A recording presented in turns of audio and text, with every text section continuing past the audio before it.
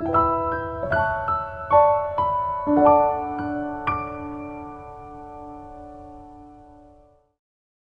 meu este Olivia Podobea. M-am născut în București, iar acum locuiesc în Brașov.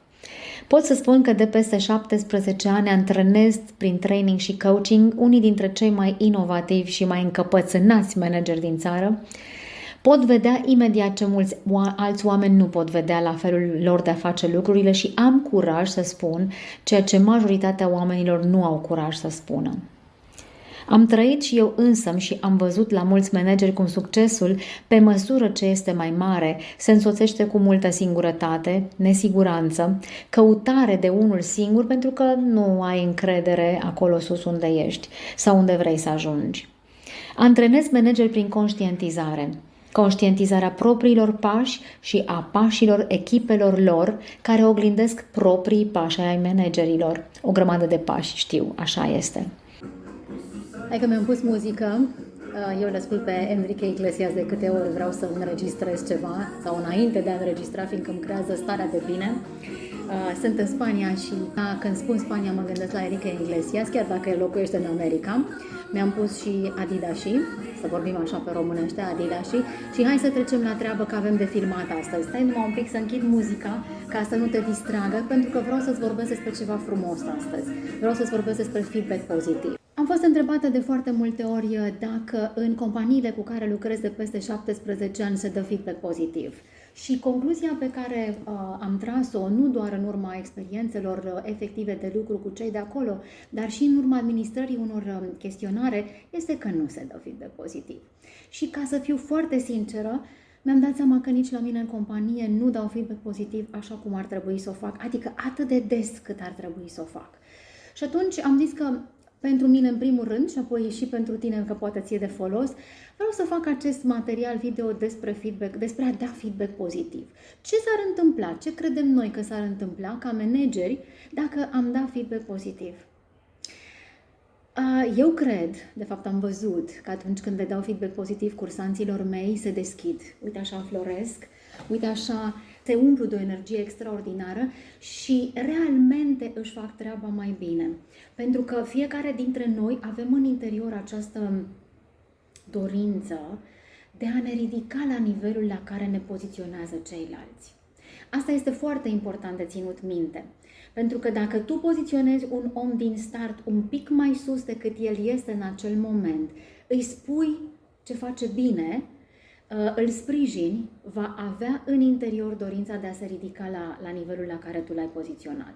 Deci oamenii se vor deschide, oamenii vor lucra mai bine, dar ce se întâmplă cu noi, cu managerii? Și aici evident că vreau să vorbesc puțin despre niște convingeri limitative pe care s-ar putea să le ai și tu.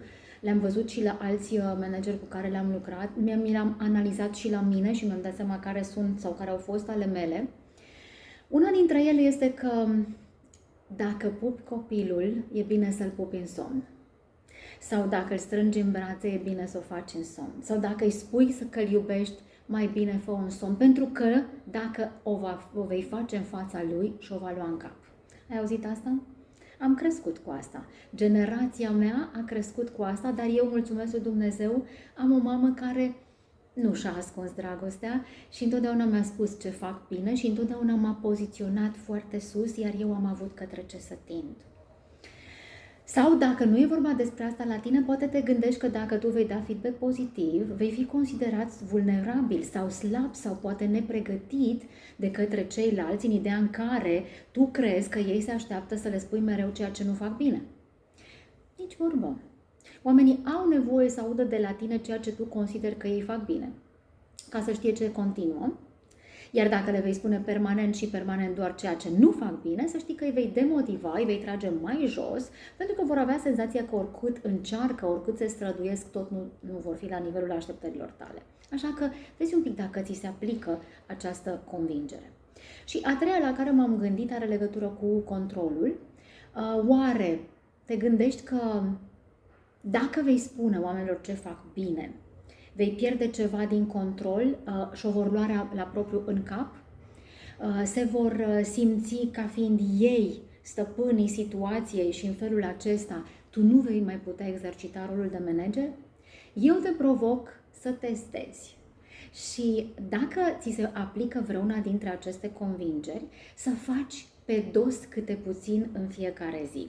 Este tehnica pe care am testat-o cu foarte mulți manageri și care a funcționat foarte bine. Nu te scoate din start, din zona ta de confort, ți-o lărgește pas cu pas, e prietenoasă cu creierul și în felul acesta ajungi să faci lucruri la care nu te-ai fi gândit. Fă un pic pe dos astăzi și dă o bucățică de feedback pozitiv, nu laudă, cuiva care crezi că merită. Pe curând!